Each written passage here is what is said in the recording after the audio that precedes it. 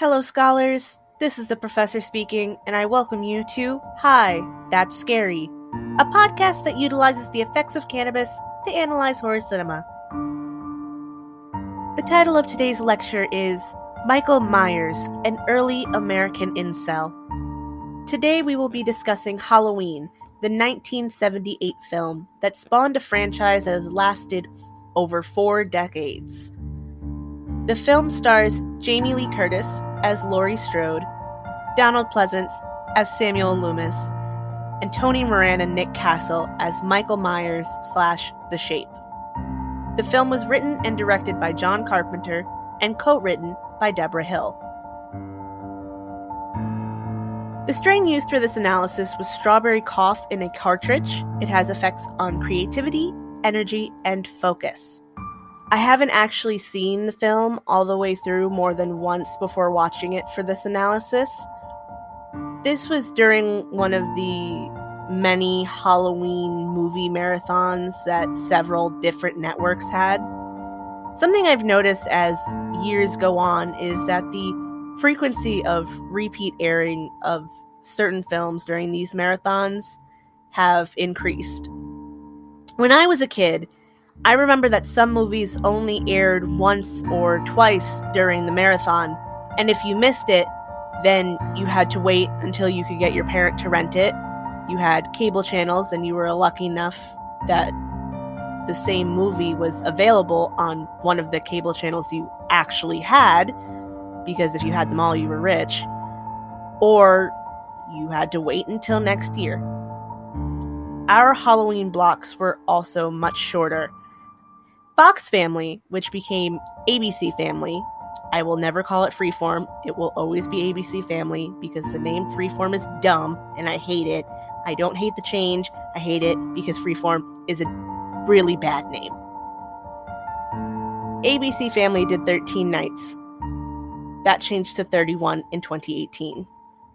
AMC was only about a week long, and now it goes for the full month as well. As a result, I have only seen a handful of the Halloween franchise itself due to the confines of the above. I've seen Halloween H2O more times than I can count, the Rob Zombie remakes a handful of times, the fourth movie 2 or 3 times, and the 2018 movie twice. I may have also seen Season of the Witch, but my memory is very hazy, and that movie doesn't count with this franchise anyway. My point is that this was basically a new watch for me. I like letting you know, scholars, about how many times I've seen a film because it directly impacts the analysis I give you.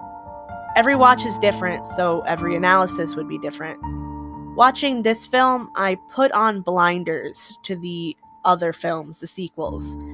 They didn't exist during this watch. After all that rambling, let's get to the plot summary. This is the one located on the back of the VHS. Thank you to Creepy Company for having a blanket with it printed on it. Hashtag not sponsored. Michael Myers escaped from the Illinois State Mental Hospital after 15 years of treatment for the brutal murder of his sister and has returned to Haddonfield to relive his crime. What follows is a reign of terror. He came home for Halloween and may return. I specifically chose this plot summary because it doesn't give too much away. It gives the barest of bones for the film, and I appreciate that. Let's get on with the show. We open with the iconic score. I identified individual sounds of the score and tried to figure out the purpose of each as the sequence with the music playing and zooming in on the jack-o'-lantern is really long. From the time the music starts to the end of the jack-o'-lantern zoom, 2 minutes go past. I was able to pick out 3 distinct sounds and figure out why they were included. The piano, the upper melody, evokes this feeling of high anxiety. That feeling when your chest starts getting tight and your mouth gets dry. The abruptness of its beginning is a mild surprise and quickly turns into prolonged unease. The bass, the lower melody, is fear. Feeling like your stomach has dropped to your toes. Utter dread, combined with the anxiety of the piano, the feeling that comes from hearing these sounds, begin panic. Heart racing, breathing getting harder, palms sweaty, and then there's the ticking sound. It's like chattering. It's like all you can hear is a drip of water hitting the floor over and over. It's unease, it's chattering teeth, it's terror. And that is how they want you to start this film. Deeply uncomfortable, anxious, and afraid. We open to Halloween 1963. We see what I refer to as a prowler in my notes, but is called the Shape, lurking outside of a home. A shot through the window shows us two teenagers watching TV. They start getting affectionate, and the girl, Judith, mentions that Michael isn't home. The boyfriend then asks her upstairs with him. The Shape walks back to the front of the house, and we see a light turn off in one of the windows. The subtle way to signal to the audience that those children are engaged in coitus. The Shape walks around the house and then walks inside from a back door and stops and grabs a knife from the kitchen. The Shape continues walking and then stops again, hiding behind a doorway. The boy of the two teenagers start walking down the stairs, adjusting his clothes and saying he had to leave. Scholars, I had to pause and rewind here. From the time the light went off to the boyfriend being at the top of the stairs was 1 minute. The Shape only took a minute from walking from the front of the house in the back door, grabbing the knife, and walking over to the doorway. Which means the teenagers had sex in a minute. And then the boy gives this half-hearted yeah when Judith asks if he'll call her. So, not only did he dip in for a few seconds, come and go, he isn't gonna call her. That's so rude and foul. He doesn't die either, he just gets to leave. Letting him live gives the message that that behavior is okay, and it isn't. Casual sex is all the way fine. Have all the sex you want with friends or strangers. Just make it clear that what is happening is casual.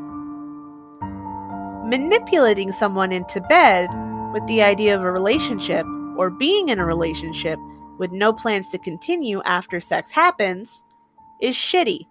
It is emotionally manipulative and gross.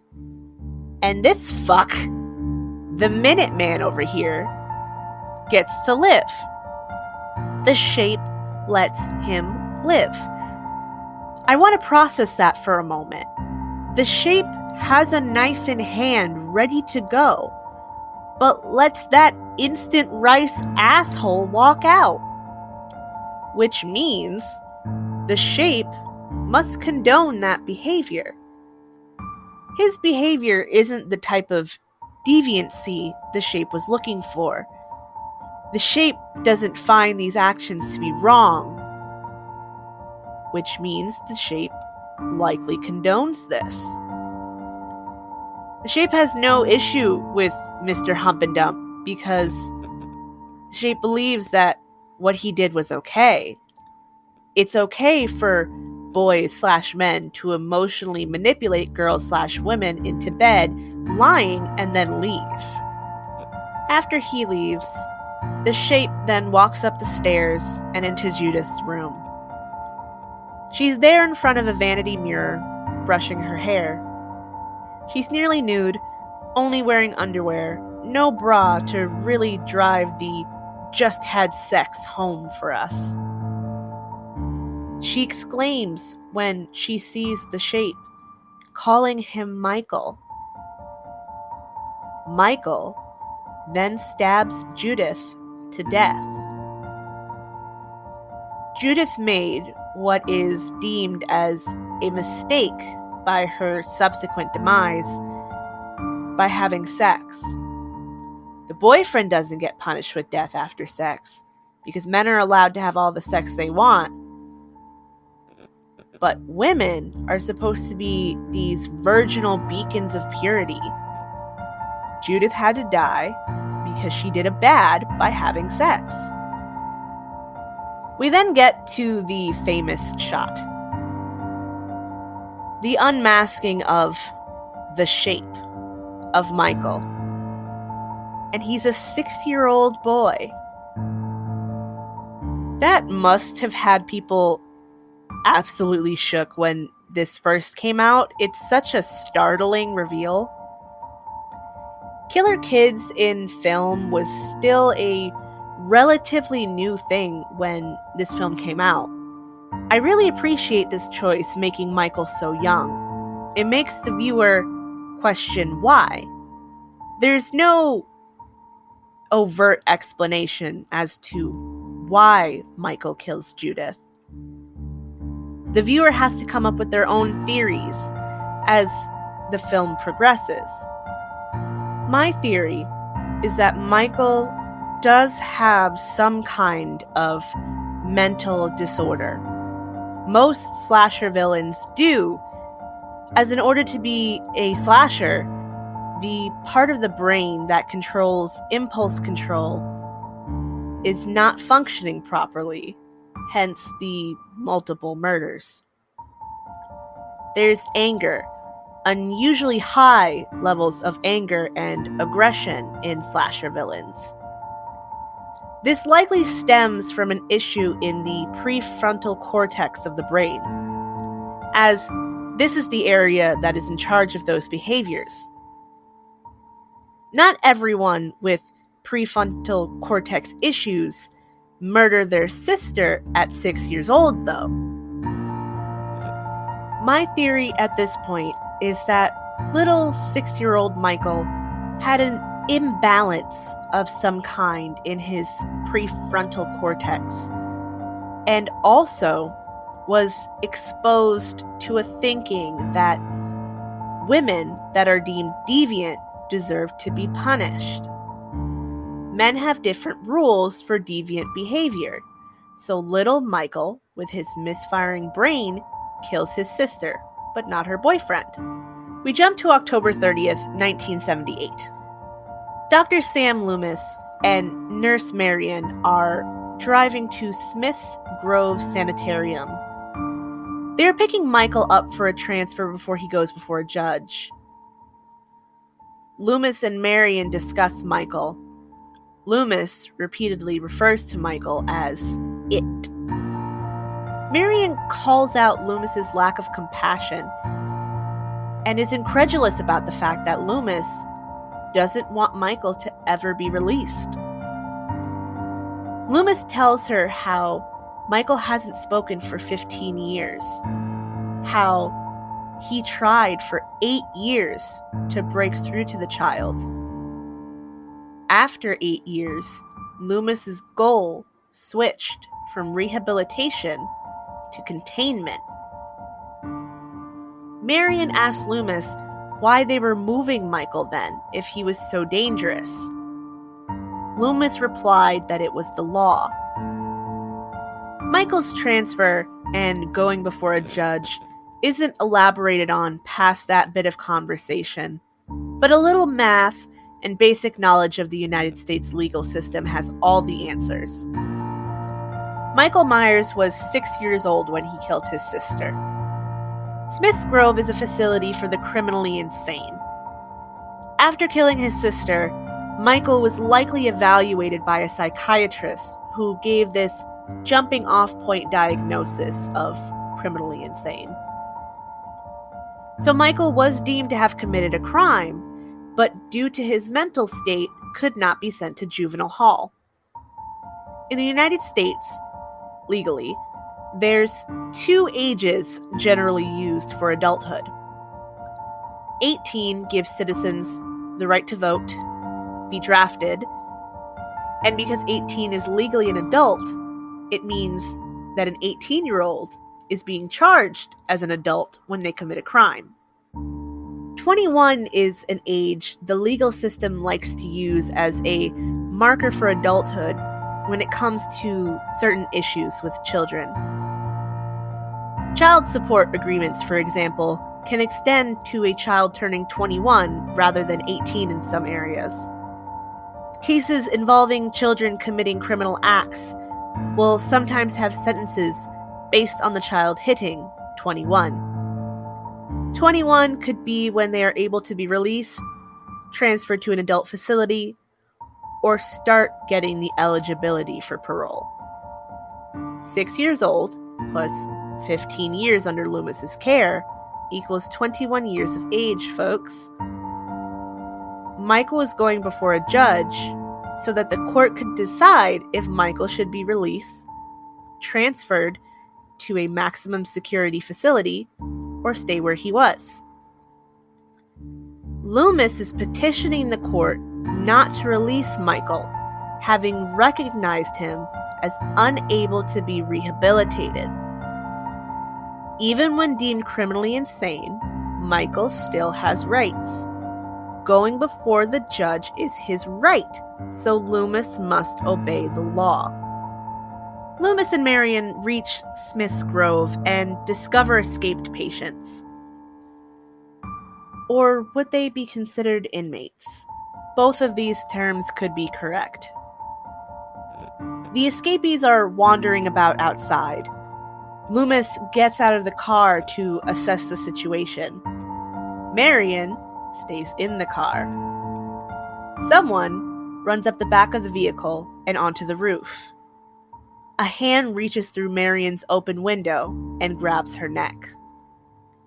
She manages to flee, but the escapee steals her vehicle. Michael Myers has escaped Smith's Grove Sanitarium. We cut to Halloween in Haddonfield, Illinois. Laurie Strode is given the task of dropping a key off to the Myers house. Her father is selling the property. She walks to the Myers house and on the way meets up with Tommy Doyle, the boy she babysits and will be watching that night. Laurie is a really good babysitter. She carries on real conversation with Tommy, and you can see they genuinely both like each other. It's a wholesome moment. Tommy even gets concerned when they reach the Myers house and Laurie goes to drop off the key. He calls the Myers house a spook house and tells her she isn't supposed to go up to it. Laurie shows Tommy the key, stating that she is in fact supposed to. It's a playful exchange. Laurie doesn't get annoyed or roll her eyes at Tommy. She just holds up the key like it's a hall pass. It got a chuckle out of me. I'm not even in front like it did. Laurie walks up the hallway onto the porch and slips the key under the door. Michael Myers is standing behind the door, watching Laurie intensely. Now, scholars, I have seen this film once, but I know that this film centers on Michael stalking Laurie. Because I had only seen this film beginning to end once, I hadn't fully remembered or grasped why Michael targeted her in the first place. Ignoring the whole sibling continuity that comes from the sequels, There had to be a reason why he set his sights on Laurie. So imagine how hard I started laughing at the realization that this man decided to stalk this girl because she had existed on his porch. Not only had she existed on his porch, but the positioning of the two of them could be, and likely is, interpreted as sexual by Michael. When the camera switches to Michael's perspective, Laurie is transitioning from kneeling to shoving the key under the door to standing. Her head through the door was at crotchular height. Her standing after being at that position and Michael's subsequent heavy breathing gives this implication that that scenario is processing in Michael's head as a simulation of fellatio. Basically, he's picturing her giving him head, and that's why he wanted to stalk her. This was the point where I asked myself, is Michael Myers an incel? I'm going to read a couple of sentences on Wikipedia's page on incels. Incels, a portmanteau of involuntary celibates, are members of an online subculture who define themselves as unable to find a romantic or sexual partner despite desiring one. Discussions in incel forums are often characterized by resentment, misogyny, misanthropy, self-pity and self-loathing, racism, a sense of entitlement to sex, and the endorsement of violence against sexually active people. That sounds a bit like our friend Michael here, scholars. He would likely be an involuntary celibate considering the being locked in an institution for 15 years. He's already shown misogynistic traits and endorsement of violence against sexually active people by the murder of Judith. So I kept this thought in mind through the rest of my viewing. Laurie left the porch and walks to school. Tommy goes his own way because he goes to elementary school.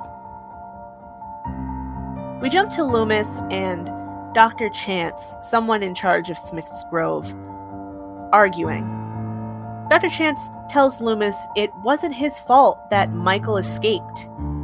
Loomis promptly disagrees and admonishes Dr. Chance for not properly explaining to law enforcement just how dangerous Michael was. Dr. Chance tries to blame Loomis for not making the danger level known. Loomis shuts that shit right down, yelling about how he tried to.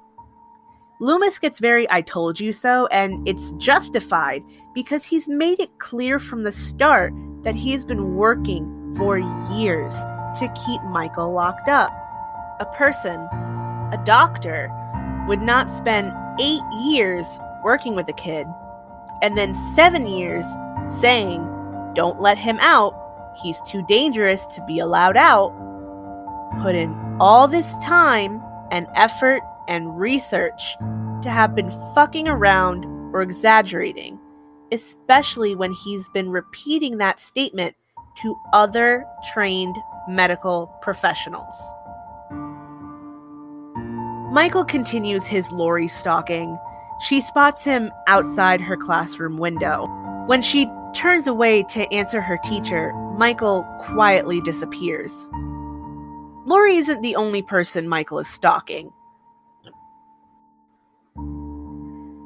He's following Tommy as well. Since Tommy is younger, his school likely ends before Laurie's does. There's only so much stalking Michael could do while they're in school. He's not stupid. He wouldn't just walked into a packed school to kill people. Tommy gets out of school carrying a large pumpkin, and Michael is watching him.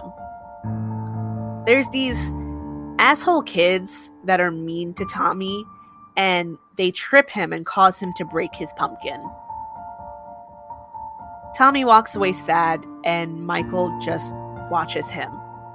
He doesn't kidnap him or kill him. He just follows him. He's not working on impulse. He's planning. He has a strategy. We then see Loomis on his way to finding Michael locate a slightly hidden truck. He finds a matchbook that had been in Marion's car. It's a breadcrumb.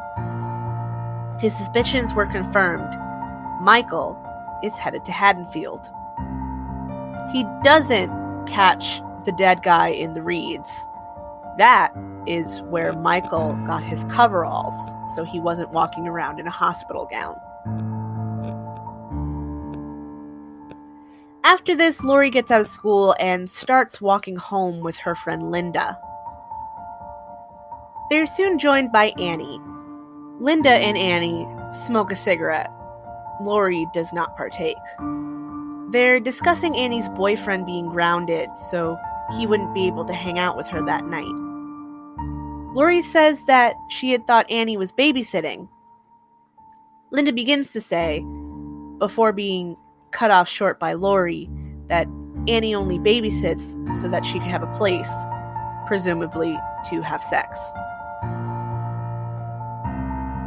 Laurie realizes she forgot a textbook and turns toward the school. She sees Michael's car and seems to sense danger.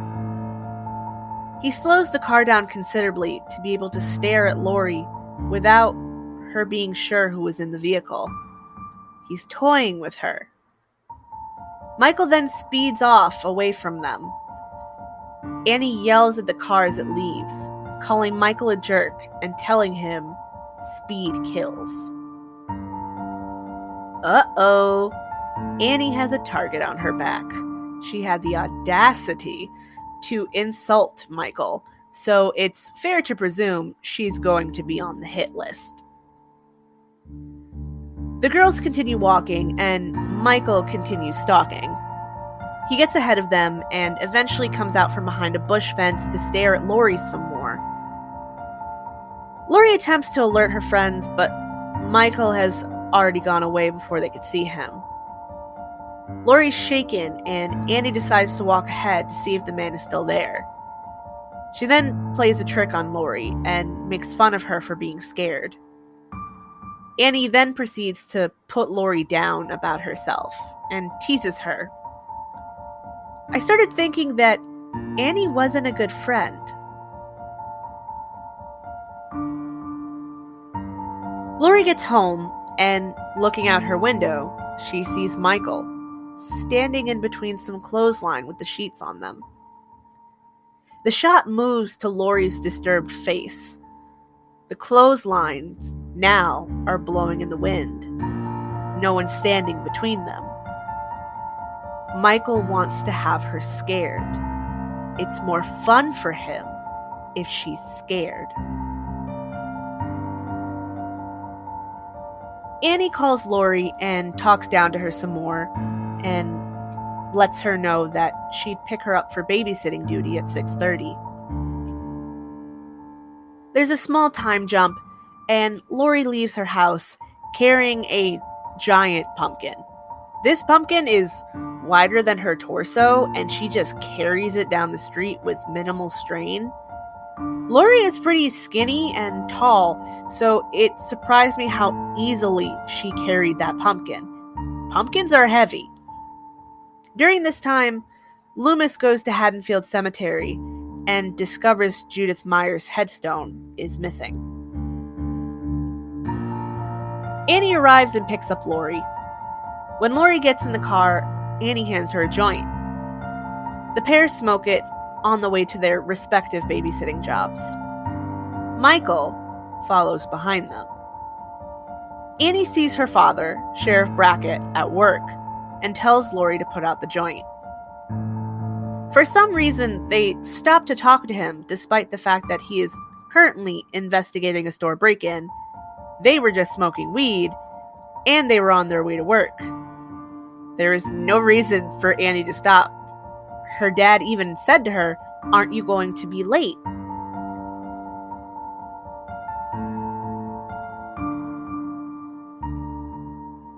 Annie could have kept driving, and if her dad asked why she didn't stop, she could have just said that they didn't want to be late for work. She makes dumb and reckless decisions that could get both her and Laurie in trouble. Sheriff's daughter is smoking and driving.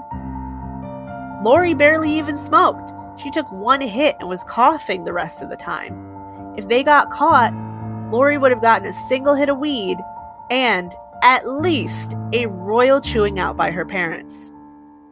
They don't get caught, thankfully, and continue on their way to work. Michael follows them to the house Annie's babysitting at. Loomis meets up with Sheriff Brackett after Annie pulls away, and they head to the Myers house to search for Michael. They find a dead animal, and Loomis concludes Michael got hungry. Brackett says to him that a man wouldn't do that. Loomis responds that Michael isn't a man. Loomis then explains his work with Michael, the years he spent. I did the math here, and it made me further convinced that Michael Myers is an incel. If Michael was 6 when killing his sister, and 21 when the film takes place, Loomis switched from the rehab focus to the containment focus when Michael was about 14. Which means that Michael was going through puberty at that point in time. Since Michael's crime was tied to female sexuality, it is likely that his behavior worsened when he reached puberty. Some mental illnesses will usually manifest symptoms during puberty. Schizophrenics, for example, will start exhibiting symptoms in their late teens.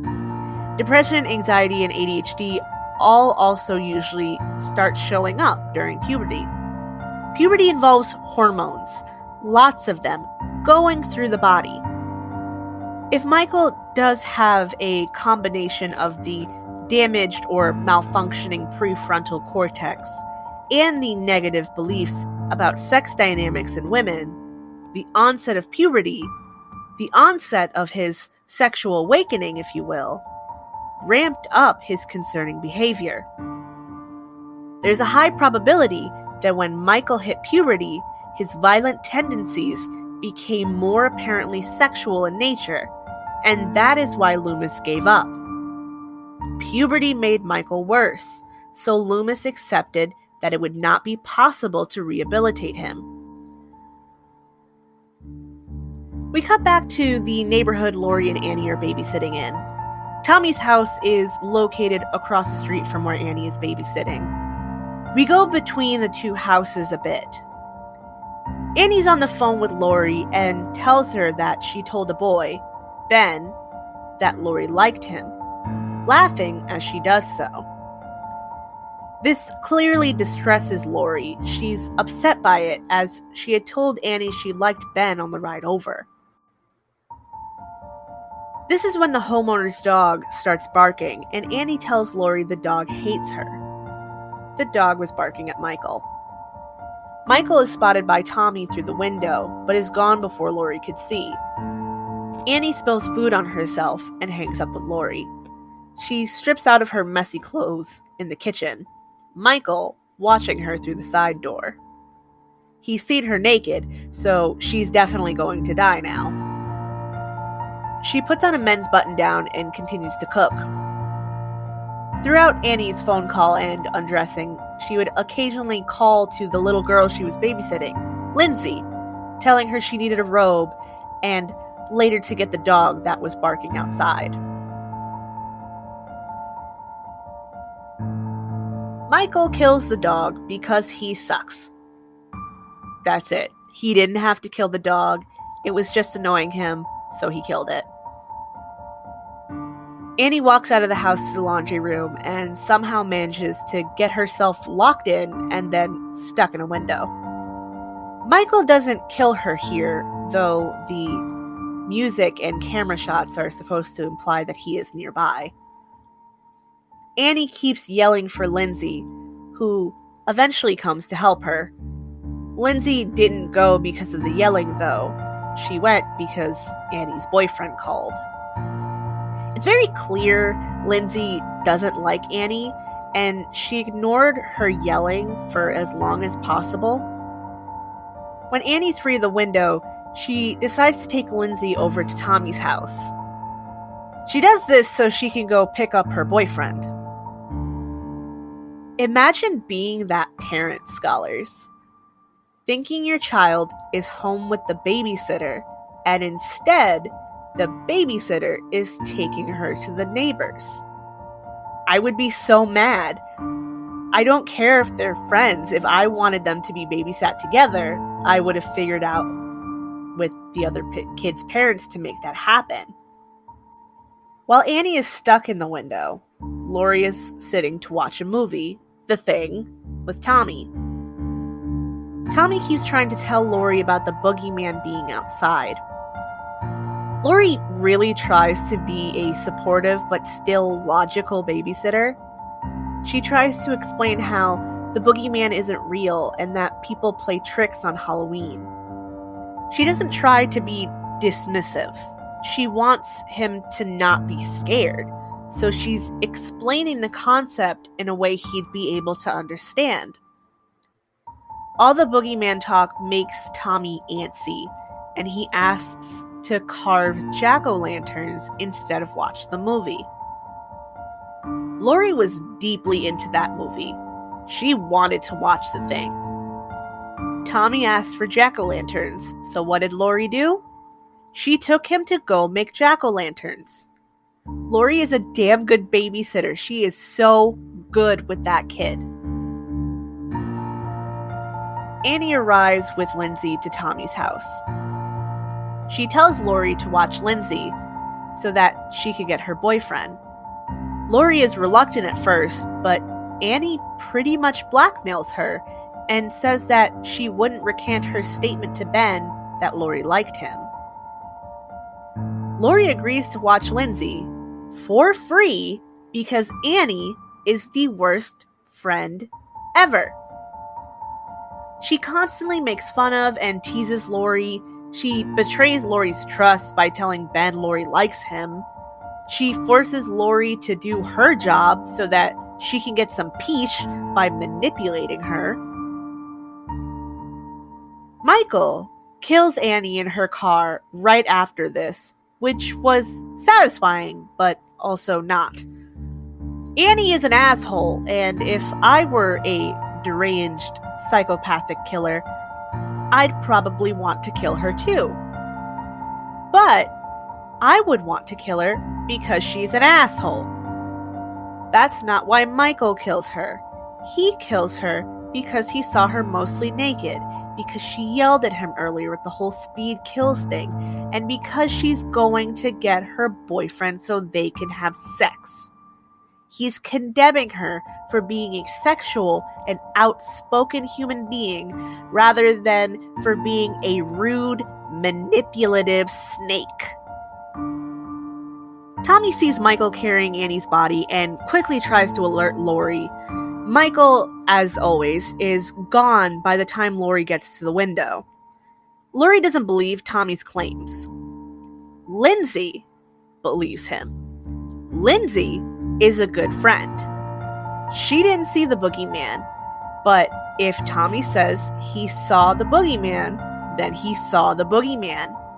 I don't care if Lindsay is like 8, she's a ride or die friend. To put this in a more adult perspective,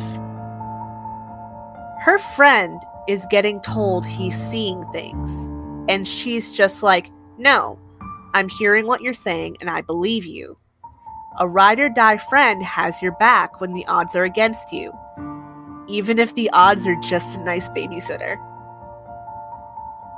Loomis, meanwhile, is stationed outside of the Myers house, waiting to see if Michael returns. The kids that make Tommy break his pumpkin start walking up to the house, trying to prove that it wasn't haunted and they weren't scared. Loomis decides to have a little Halloween fun, and while hiding in the bushes, tells the kids to get their asses away from the house. They sprint away. Loomis has this little smile on his face. He's all pleased with himself for being a prank master. Brackett silently places his hand on Loomis's shoulder and scares him. It's a little kick of instant karma to Loomis for being happy about pranking those kids, instead of telling them to leave like an adult. I'm not judging him for it though, I would have done the same thing. Come on, it was so easy. Anyway, Brackett and Loomis talk, and Brackett is still on the fence about how dangerous Michael really is. I mentioned earlier that it's very clear that Loomis isn't playing when it comes to Michael. That clarity, though, comes to us as the viewers because it's a movie, but it should also be clear to the other people he worked with, other doctors. Law enforcement officials do not have the same education that a doctor would on a criminally insane patient like Michael. Law enforcement would be very skeptical because, as far as we know, Michael has only killed a single person when he was a child. Loomis having to reiterate his points to people that aren't in a medical field is expected because they just don't know. Brackett starts to understand Loomis this time around. When he grasps the danger, he tells Loomis that if he's right, that Michael is going to be murdering a bunch of people tonight, then damn him for letting Michael out. What? Sir, what do you mean? Loomis didn't let him out of anything. The man escaped. It's not like Loomis skipped over to Smith's Grove, opened Michael's door, and was like, "You're free." Everyone wants to play the blame game with Loomis, and it's because people want to deflect from their own failures in this situation. Back at Lindsay's house, Linda and her boyfriend Bob are outside in Bob's van drinking beer. They're discussing their plan to have Annie distract Lindsay so they can have sex in the house. Bob replies that he knows the plan. The plan, according to Bob, is he rips Linda's clothes off, Linda rips his clothes off, and then they both rip Lindsay's clothes off. Scholars. Bob is a pedophile. Bob is a pedophile. Bob is a pedophile.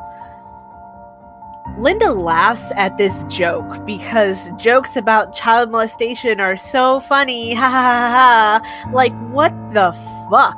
That's so gross. It actually made my stomach lurch. Only a pedophile would say some nasty shit like he's going to rip the clothes off of a child. It's disgusting. They go into the house, and Linda calls Laurie to find out where Annie and Lindsay are. Laurie tells her about Annie leaving to pick up her boyfriend and that Lindsay was staying the night at Tommy's. Which, thank God. I do not want that little girl within 10,000 feet of these two disgusting people.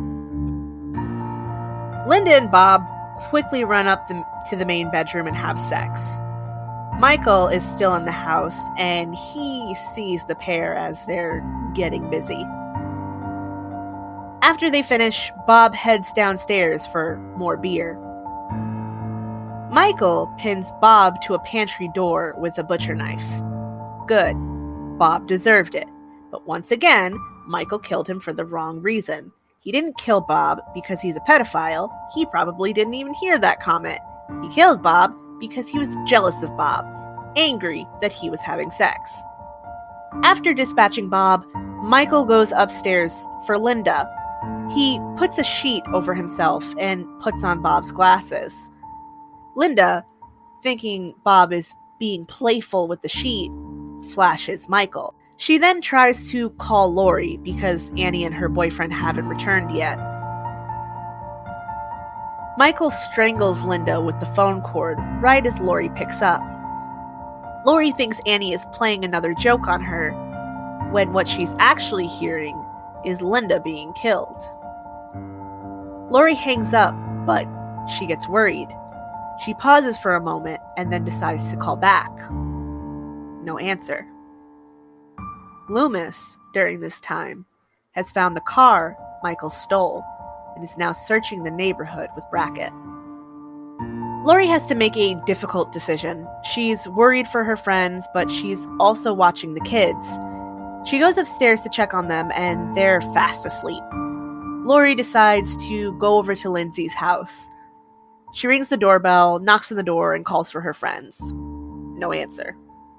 She walks around the back and sees the side door open. Bob is no longer pinned to the pantry. Laurie searches downstairs for her friends, calling for them, still thinking it's a prank. She goes upstairs. She slowly reaches the closed door of the main bedroom. She goes inside, and it's dark, but soon, by the light of a lit jack-o'-lantern in the moon, Laurie sees the display Michael made. Annie is posed on the bed with Judith's headstone above her. She is in the same position Judith was when she died. Laurie gasps, backing away in horror. She goes to the doorway of a closet, and Bob's body swings down. Laurie screams and runs to the other side of the room. A dumbwaiter opens, and Laurie sees Linda's body stuffed inside. She flees the room. She begins to cry and leans against the doorframe to another room. Michael comes up behind her and slices her arm. He very easily could have killed her, but he went for her arm. He wanted to keep playing with her. He's been stalking her all day. He didn't want it to happen quickly. He's excited. This is like his foreplay. The sex would be when he finally fully stabs her with his knife. Stabbing is a very intimate form of violence. It requires a closeness of the bodies involved, and knives have phallic implications. Michael's knife in this moment, to him, is his penis. Laurie runs from Michael out of the house. She begins to scream for help at the top of her lungs, begging the neighbors for help. They ignored her because it's Halloween and she must be a kid playing a prank.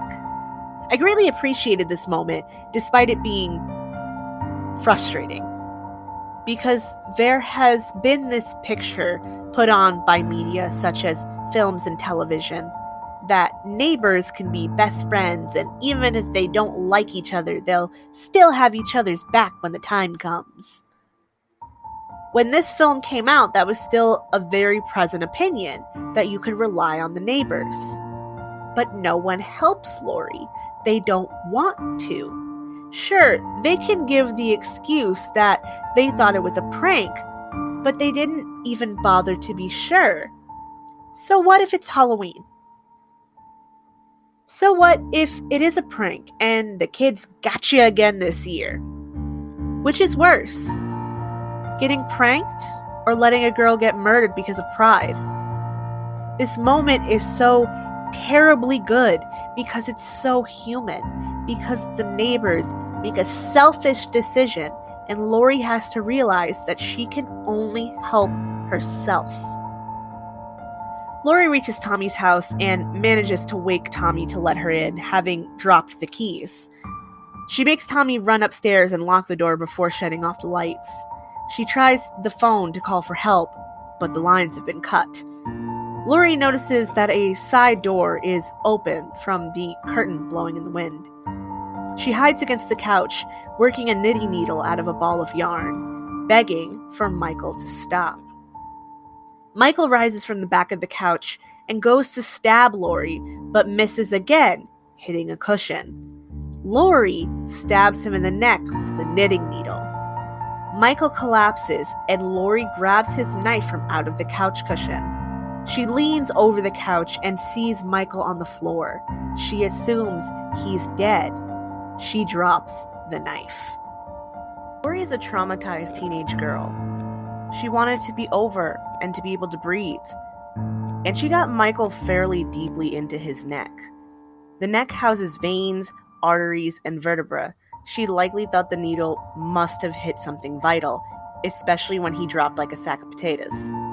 Laurie is so sure Michael's dead, she even goes upstairs to get the kids and tell them they were safe because she killed the boogeyman. They are not safe. Michael walks up the stairs and the children begin to scream. Laurie rushes them into the room, making them lock the door. She runs into the neighboring room and opens another side door. This neighborhood has a lot of side doors, and tries to trick Michael into thinking she ran away. She then goes to hide in a closet, tying the doorknobs together with a man's tie. Michael unfortunately doesn't buy the trick, likely having heard Laurie open the closet door, which was loud. Michael tries to open the door, but can't because of the tie. He begins to violently pull at the door, trying to rip it open. He eventually punches out the top, content to start trying to stab Laurie while she's cowering in the closet. He's angry. He got stabbed in the neck. That wasn't how his game was supposed to go. And when you think about how Michael thinks, think about how his knife going for Laurie is like his penis. Then what does that make Laurie's knitting needle? Following that thought process, Michael's plan didn't work. Michael didn't fuck Laurie. Laurie just fucked Michael. By stabbing him, Laurie challenged his masculinity in the worst way possible for Michael. It was a violation. Michael, in his frenzy, repeatedly pulls on the light cord and knocks down hangers. Laurie, thinking quickly, grabs a wire hanger from above her. She unravels it and waits for the right moment. Michael stays in one spot too long. Laurie stabs him in the eye. Michael drops the knife, grabbing his eye in pain. Laurie grabs it before Michael has the chance. She jabs the knife, catching him in the abdomen. He falls to the ground. Laurie exits the closet, sees Michael unmoving on the floor, and drops the knife. I can't let this one slide, scholars. People in horror films never seem to think to double tap for some reason. Michael already got up once from a knitting needle in the neck. Why is Laurie assuming that a little stabby stab in the gut is going to be enough? She doesn't even stab him more than once. Once! At least stab him in the chest. There's more fast kill organs in the chest. A gut stab could take hours depending on what it hit. After dropping the knife, Laurie sent Tommy and Lindsay to go get help, telling them to run to a neighbor. Laurie rests against the doorframe on the floor. Michael sits up, turning his head to stare at Laurie. Loomis is on the street by Tommy's house, in time to see Tommy and Lindsay run out in their pajamas, screaming. Upstairs, Laurie rises to stand against the doorframe. Michael mirrors this action behind her. Laurie slowly walks toward the hallway. Michael quickly grabs her by the neck and proceeds to strangle her. Earlier I had mentioned that stabbing is a very intimate form of violence because of how close two parties are to one another. An even more intimate form of violence? Strangulation.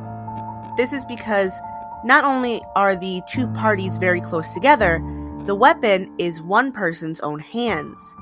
Michael wanted to feel with his hands the life leave Laurie's body. She not only stabbed him twice, once was with his own knife. She might as well have cut off his penis and shoved it down his throat by Michael's thinking. Laurie's strategic fighting broke Michael. Michael's previous killings were very cold and methodical. When he's strangling Laurie, he's lost his self-control. He doesn't go to pick up his knife because he doesn't think to. He's working off pure rage. Loomis runs up the stairs as the pair struggle. Laurie manages to slide Michael's mask off of his face. He immediately drops her and steps back, halting his previous endeavor to put it back on. Michael finds comfort in his mask.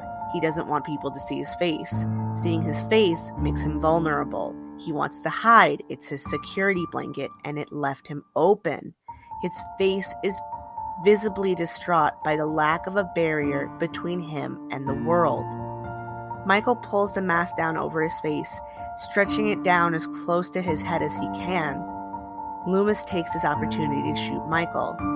He backs up into the room, and Loomis shoots him several more times, causing Michael to go through the side door and fall off the balcony to the ground.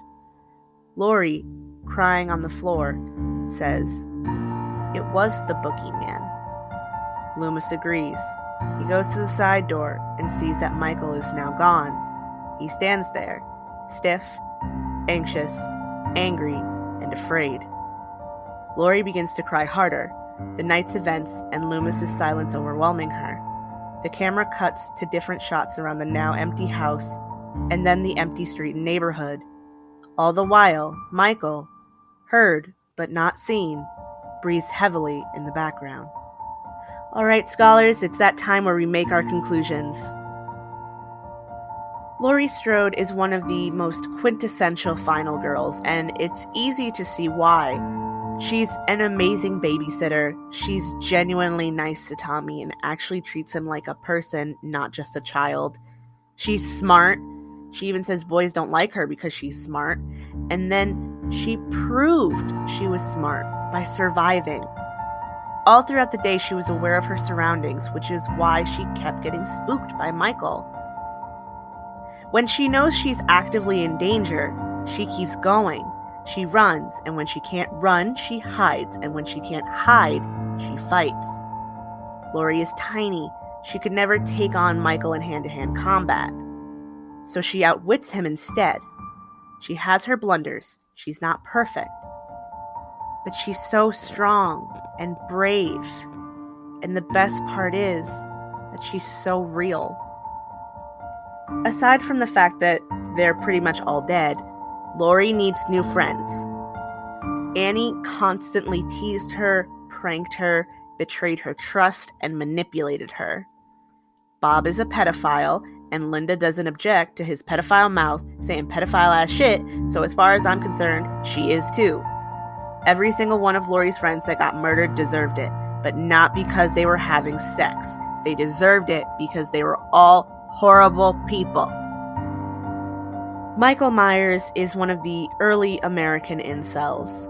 The term incel didn't become a thing really until the 90s, becoming more associated with misogyny and other previously discussed traits during the 2000s. Michael hits all of the characterizations of an incel except for racism, and that's only because apparently people of color don't live in Haddonfield, Illinois. Michael resents others for having sex, believes that women who are sexually active should be murdered, which is the misogyny part. The whole killing thing is a clear sign of misanthropy, a contempt for humans, and endorsing violence against sexually active people. He stalks Laurie, feeling entitled to having sex with her, i.e. kill her, because he conflates the two. And he shows signs of self-pity and self-loathing when his mask is removed. He pities himself, all upset when his mask is pushed up. He doesn't want the world to see his face because it gives him power. He feels powerless without it. Without power, he is just a man, and he hates being just a man. So he wears his mask and is powerful. While watching Halloween, Michael made me think of one of the first mass murders committed by a self-described incel. Elliot Rodger killed 6 people on May 23, 2014. Rodger did so because, according to him, he wanted revenge for getting rejected and not getting sex. Rodger killed himself before being apprehended. Michael Myers is what you get if you take Elliot Rodger, put him into a damaged 6-year-old, and then when that 6-year-old kills his sister, it's already too late. That 6-year-old gets locked away in a facility, to let his hate fester. He plans, he plots, and he waits. He breaks out to live his dreams of punishing the fornicators and gets the added bonus of his twisted way of sexual stimulation with the girl who stepped on his porch. That's all I have for you today, scholars. Tune in for next week's lecture where we will be covering a children's horror film. Scooby-Doo on Zombie Island is a film released in 1998 and was the first of several direct-to-video movies where the mystery gang have to face the unexpected, real monsters.